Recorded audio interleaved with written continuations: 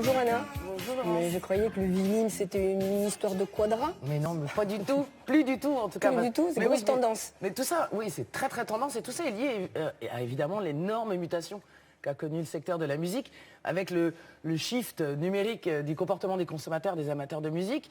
Eh bien, l'objet lui-même a chuté, n'a cessé de chuter. Le CD, les ventes de CD n'arrêtent pas de reculer au profit du numérique. Et c'est bon. La production française va bien, je vous rassure quand même, il y a tous les signes montrent que l'offre s'est structurée, donc les producteurs reprennent des risques, aiment à nouveau la nouveauté, tout ça. Le nombre d'albums produits et commercialisés augmente et ça va beaucoup mieux depuis 2013. Mais quand même, voilà, on achète de moins en moins de disques, sauf pour les vinyles. Ça, c'est un vinyle. Compacté, c'est voilà, la matière première. Avant que la matière soit chauffée et pressée sur une matrice, c'est un vinyle. Et en effet, c'est une petite niche, je vous l'accorde, mais quand même en augmentation de 42% juste pour l'année dernière. Pourquoi ? Parce qu'on s'attache à l'objet pensé au même titre que la musique par artiste. On s'attache, voilà, en plus les artistes soignent autant l'aspect visuel que la qualité sonore qui intéresse beaucoup les puristes aussi. Les pochettes de vinyle. On adore ça, enfin, moi je suis fan.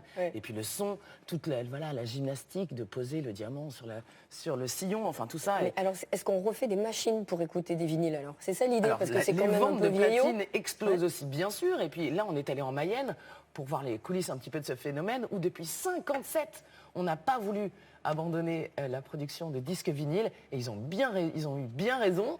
Vous allez voir ça, on a eu affaire à une sacrée bande de passionnés.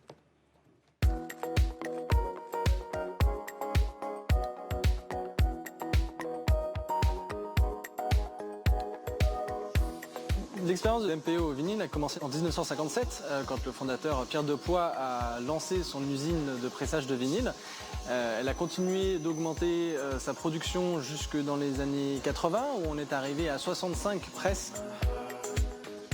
On a continué à suivre l'évolution avec le CD, le DVD, le Blu-ray, tout en maintenant la production de vinyle. On a maintenu cette activité vinyle déjà puisqu'elle tenait à cœur la famille Depoy. Donc on a toujours gardé quelques presses qui continuaient de tourner. Également des clients qui souhaitaient toujours presser. On a par exemple Daft Punk, Mylène Farmer qui a toujours souhaité presser leur vinyle. Et c'est pour répondre à cette demande-là qu'on a continué de presser des vinyles. Alors les étapes de fabrication de vinyle commencent à la réception du master de la part des studios d'enregistrement qu'on va référencer, qu'on va ensuite mettre dans la chaîne de fabrication. De ce master, on va fabriquer des matrices qui vont être en fait la copie en négatif de ce master. On est sur un principe de galvanoplastie, c'est-à-dire que la matrice va être insérée dans des bains et sur un principe d'électrolyse, on va avoir un dépôt de nickel sur cette matrice, donc qui va vraiment faire un moulage négatif de cette matrice-là.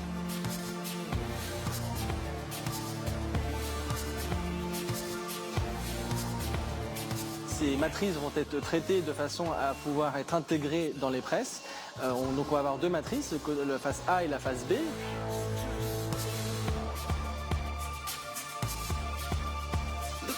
Une boule de PVC ensuite chauffée à 130 degrés va être insérée entre ces deux matrices. La presse va ensuite presser cette boule. Le vinyle va prendre la forme du moule et va ensuite être prédécoupé sur les bords, enlever les bavures, de façon à faire le vinyle qui va être ensuite inséré dans les pochettes. On s'occupe de fabrication de pochettes, d'impression, de découpage, de collage des pochettes, pochettes, sous-pochettes. On essaye de diversifier vraiment l'offre de vinyle. On peut aujourd'hui, avec les nouvelles technologies, fabriquer des vinyles avec des différentes couleurs, avec des éclats, avec des hologrammes sur les vinyles. Aujourd'hui, on n'est pas loin de 900 000 pressages mensuels. Il y a 5 ans, on était à peu près à 200 000 pressages par mois. Jusqu'il y a peu de temps, c'était un marché de l'occasion, le vinyle. Aujourd'hui, les petites maisons sortent les disques en vinyle d'abord. Oui, et quand on dit, enfin, on peut parler de toute la production indépendante. C'est vrai aussi pour les grandes majors, comme on les appelle, les grands labels. Ils sortent des vinyles parce qu'il faut le faire maintenant pour être un artiste dans le vent, si vous voulez. Par exemple, Christine and the Queens, enfin, tous les gens qui sont produits par des labels qu'on appelle indépendants n'imagineraient pas sortir un disque sans faire un vinyle. C'est vraiment un vrai renouveau. On parle de niche aujourd'hui, mais moi, je vous parie que c'est une jolie villa que représentera le marché du vinyle dans celui du disque. On va vers la non-matérialisation de la musique, alors qu'on y allait tout droit et sans retour en arrière. On revient au plaisir de l'objet et du contact, comme les gens qui, depuis 40 ans, travaillent pour cette maison fondée par la famille de Poix, qui, depuis 40 ans, pour certains, sont là et sont si heureux de retrouver cette matière, un côté noble, après avoir testé la cassette, le CD, le DVD, parce qu'évidemment, la maison a évolué, mais ils sont tous très heureux de revenir à cet objet vinyle. Il n'y aura pas un retour en arrière global quand même, on va garder le numérique. Ah bah oui, Oui, quand même. évidemment. Merci Anna. Merci.